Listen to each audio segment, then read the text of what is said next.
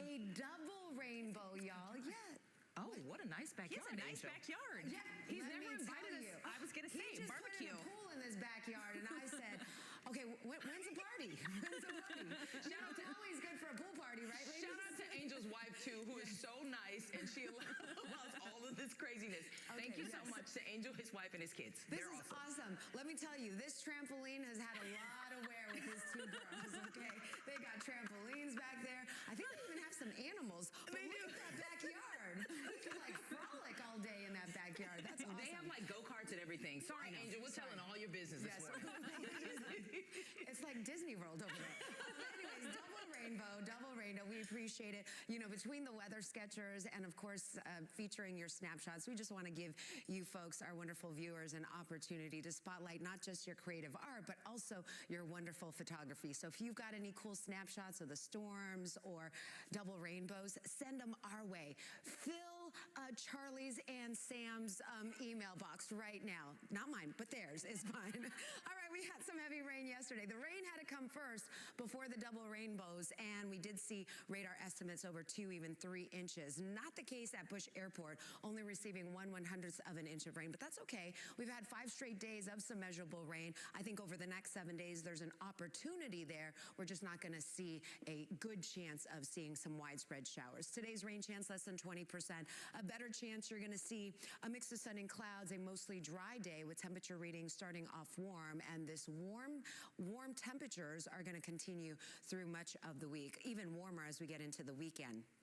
A little bit of fog this morning, not like it was yesterday. I mean, yesterday we were showing you all that fog that had kind of congregated over Fort Bend, over downtown, potentially slowing some of the commute. And then, you know, the warm conditions this morning definitely being felt. Sticky this afternoon with highs somewhere into the mid to upper 80s. And then going forward, E-Cycle Drive tomorrow, you won't really be dodging a lot of downpours, but it is going to be warm. We may even near some records first half of the weekend. Now, we do have a cold front coming in on Friday. This front is going to be the focus point of some very warm, humid conditions. But notice this little cluster of storms that I want to point out, because if this verifies, our areas to our north may get in on some strong and even severe thunderstorms. Houston looks like we're going to be missing out anywhere along Interstate 10 and down toward the south, but north of I-10, there's a slim chance you might encounter a big thunderstorm. And the Storm Prediction Center is agreeing, saying, hey, there's at least a slight risk, a marginal risk, a low probability for a strong or severe thunderstorm to pop up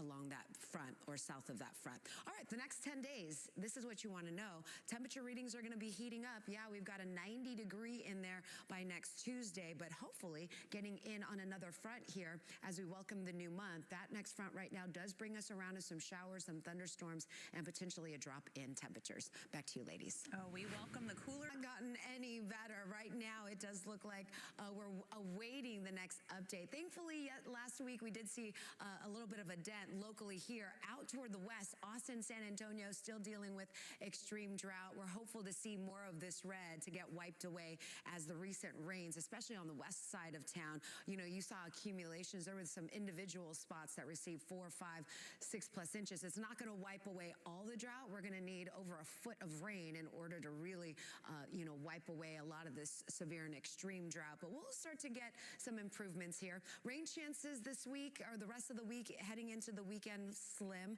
but there's a small chance for a big thunderstorm in some areas. I'll show you future track where we may see a heavier rain band and thunderstorm roll through parts of southeast Texas late Friday night. But a lot of the rain is going to be focused off toward the north and east, over toward Arkansas.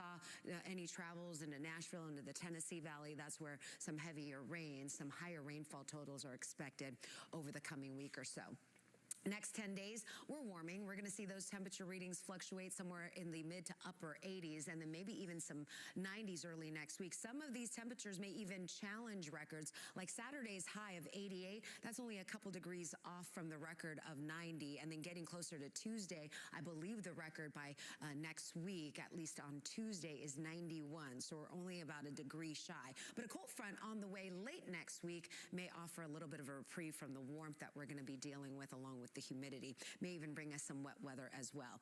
Really lacking as far as, clearing. Right now, we've got partly to mostly cloudy conditions wherever you look. Downtown, we're looking at temperatures in the 60s, 70s around Galveston. Breezy at times with gusts anywhere between 20 to 25 miles per hour. A little bit of fog now out toward Wharton and Victoria. Elsewhere, you're not looking at those visibility issues. Temperature readings will go from the upper 60s to low 70s into the mid 80s, and we're going to get noticeably warmer. I mentioned that record on Saturday, close to that 90-degree reading, but we may be safe. That front, that's going to be coming in Friday night. It may draw in a cluster of showers and thunderstorms, may impact the Brazos Valley, but that may remain intact to impact and bring some strong, even severe thunderstorms, Montgomery, San Jacinto, Polk, maybe even northern parts of Liberty County, but it misses us right now here in the Houston area. Of course, when we get updated model data, we'll let you know, but the Storm Prediction Center has highlighted a few counties, including Harris and Fort Bend County,